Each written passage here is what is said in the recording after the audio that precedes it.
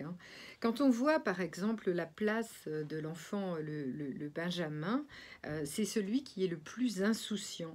Et le Benjamin, les responsabilités l'embêtent. Il s'en fout des responsabilités. Donc il a pris l'habitude qu'on fasse les choses à sa place.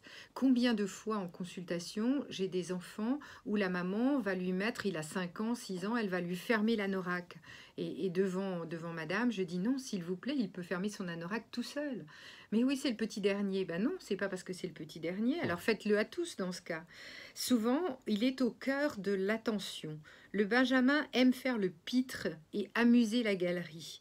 D'après une étude de la firme britannique, le plus petit serait le plus drôle de la fratrie. Il gère d'ailleurs son stress par de la plaisanterie et il est généralement plus détendu que ses aînés.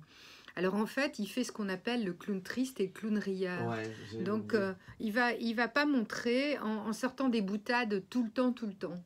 Ça, c'est le petit dernier, oui. La liberté a une place importante dans la vie du petit dernier. Ses parents ont été plus indulgents avec lui qu'avec ses frères et sœurs, et contrairement à lui, et il le sait bien, il a rapidement eu le droit de faire ce qu'il voulait. Et d'après cette étude psychologique, justement, de ces Américains, l'ouverture d'esprit du Benjamin l'oriente d'ailleurs souvent vers une carrière très créative. Il se permet de se choisir finalement l'écriture, l'art plastique, l'architecture, comme en témoignent des enquêtes diverses menées en 2011 aux États-Unis.